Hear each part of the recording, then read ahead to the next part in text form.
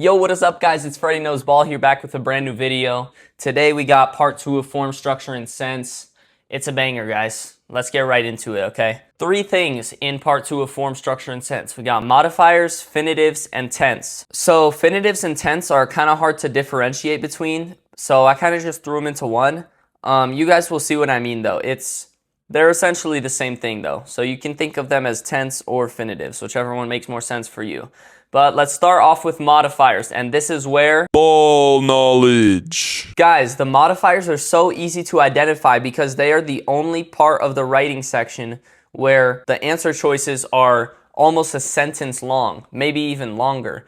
Because for most of the writing section, it's like 4-word answer choices or maybe even 1-word answer choices. So modifiers are super easy to identify and they are super gameable. I'm going to show you exactly how to right now. Let's get right to it. The ball knowledge is that the blank must describe exactly what is after the comma. So let me show you what I mean with this question. Based on genetic evidence, archaeologists have generally agreed that reindeer domestication began in the 11th century CE. However, since uncovering fragments from a 2,000-year-old reindeer training harness in northern Siberia, blank may have begun much earlier.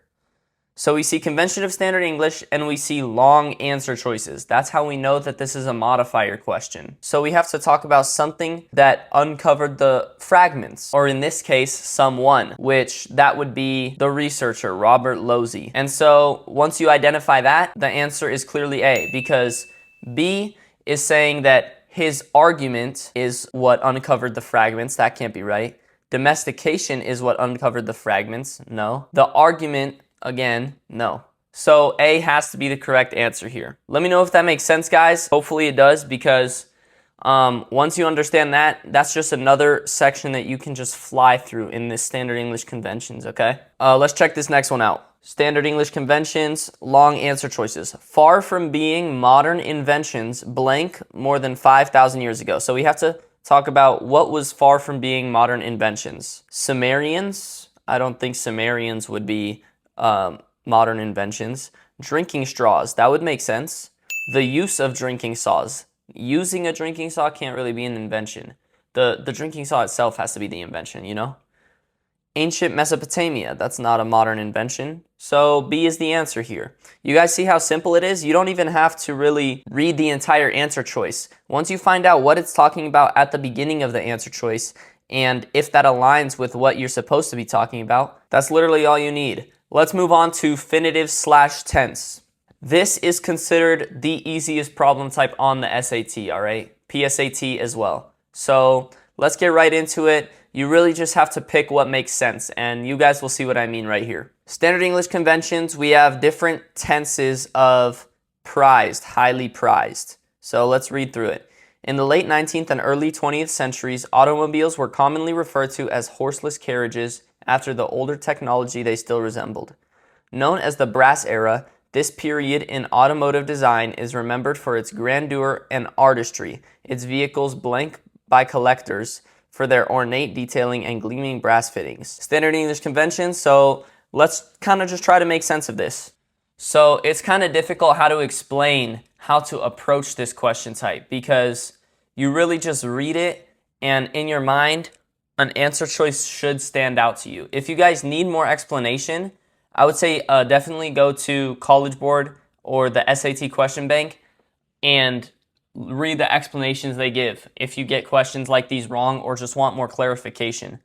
But in this case, C stands out to me because it says, known as the brass era, this period in automotive design is remembered for its grandeur and artistry, its vehicles highly prized by collectors for their ornate detailing and gleaming brass fittings.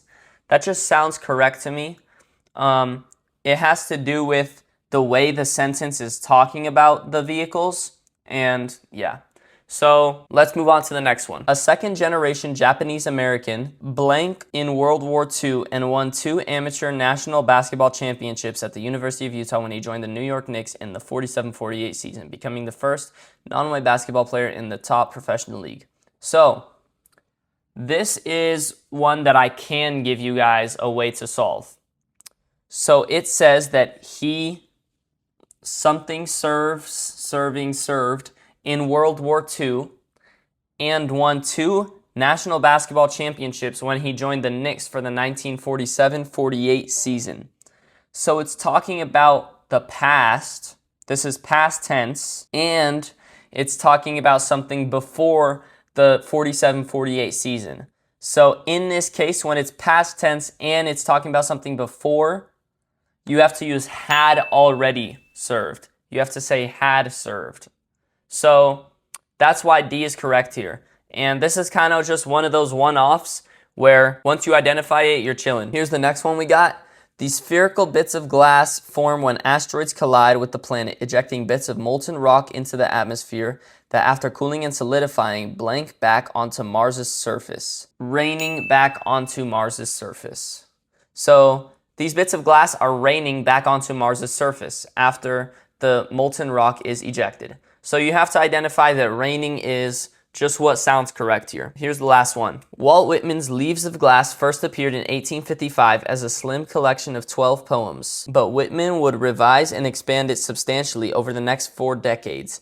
These extensive blank the addition of hundreds of new poems, the removal of some existing ones, and the insertion of prefatory material reflected the poet's evolving literary perspective and experience of the U.S. Civil War. So A is the one that makes the most sense to me. So these extensive changes, including adding poems, removing some, and inserting some, reflected the literary perspective. You see how including makes the most sense? Because you can't say it would include the addition of, the removal of, the insertion of, reflected. That doesn't make sense. If you say included, the addition, the removal, the insertion, reflected, doesn't make sense. Include, the addition, removal, insertion, reflected, doesn't make sense. The only one that makes sense with reflected is A. And so that's how I get that answer choice. That's all I have for you guys today. I hope that made sense. I know modifiers, that ball knowledge absolutely transformed my SAT score for sure. So please don't take that lightly. Grind out some modifiers so that you can understand that just as well as I do. And yeah, for tense and stuff and finitives, definitely just go to the question bank, rep out a couple questions, make sure you feel comfortable. If not, look at the explanations. They have a box where you can check and uncheck your explanations. Please don't ignore the SAT question bank. It is so beneficial. But besides that, I will see you guys in the next one. Peace.